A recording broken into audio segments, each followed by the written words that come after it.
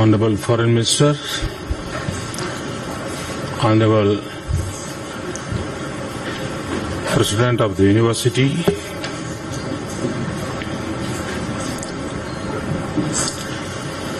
Wo Chen, Han Kaoxing, Lai Tao, Chu Mingde, Qing Hua Ta Shui.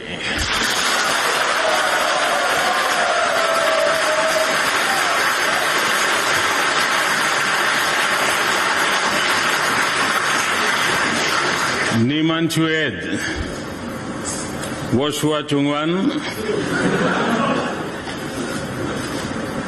Kaibu Kai,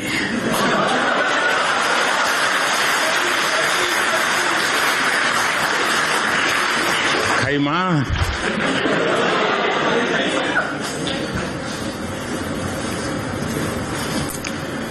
you are a world-class institution.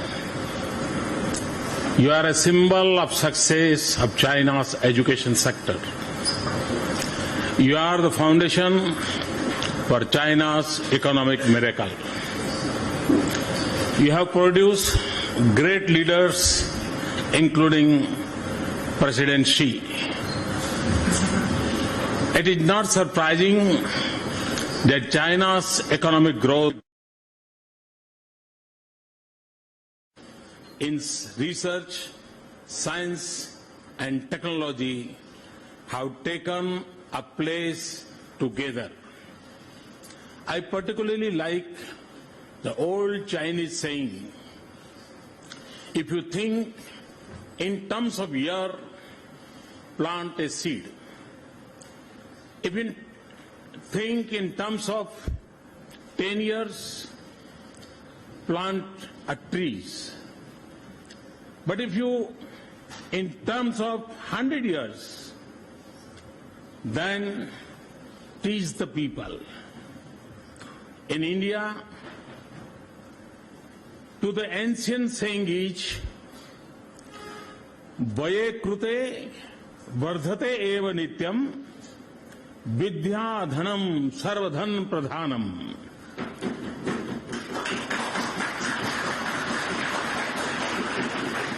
The wealth that increases by giving, that wealth is knowledge and is supreme of all possessions. This is one example of how our two nations are united in this wisdom. There is much more, though, that links our two ancient civilizations. I began my journey in China in Xi'an. In doing so, retraced the footsteps of the Chinese monk Hanstang. He traveled to India from Xi'an in the 7th century in search of knowledge and returned to Xi'an as a friend and chronicler of India. President Xi's visit in India last September started from Ahmedabad. It is not far from Vadnagar, my birthplace, but important because it hosted Huansang and many pilgrims from China. The world's first large-scale educational exchange program took place between India and China during the Tang dynasty.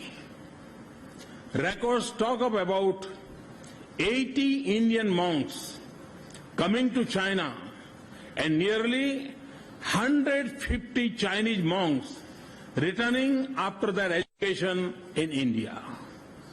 And yes, this was in the 10th and 11th century. Mumbai's rise as a port and a shipbuilding center, each because of trade with China. And those who love silk and textile know that India's famous Tanchoi saris owe themselves to three brothers from my state of Gujarat who learned the art of weaving masters in the 19th century. And in an unquestionable evidence of ancient trade, silk in our classical Sanskrit language is called Shinapatta.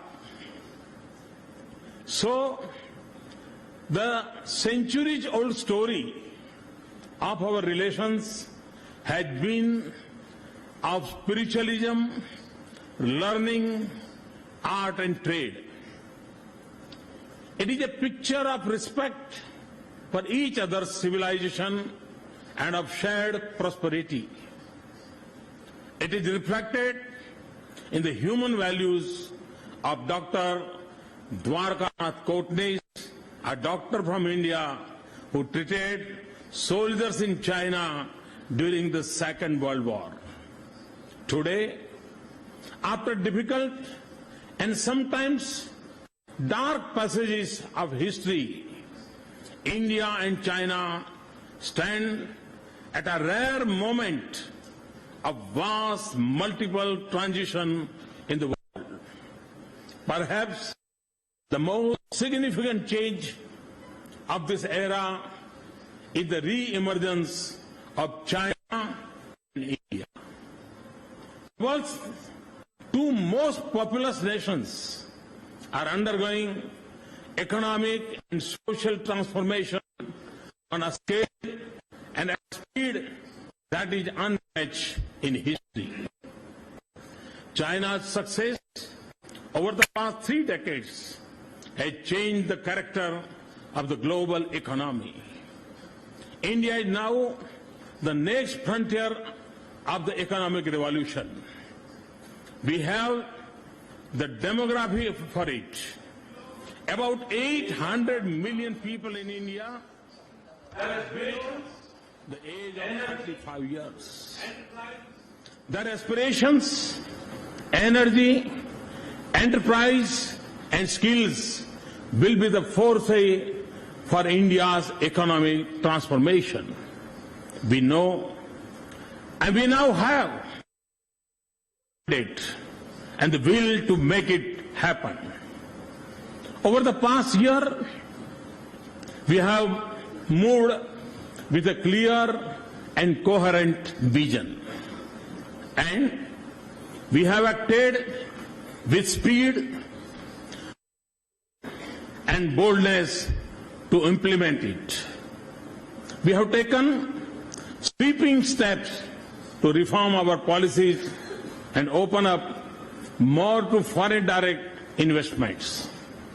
This includes new areas like insurance, construction, defense, and railways. We are eliminating unnecessary regulations and simplifying our procedures. We are using digital technology to eliminate multiple approvals and endless wait. We are building a tax regime that is predictable, stable, and competitive, and that will integrate the Indian market.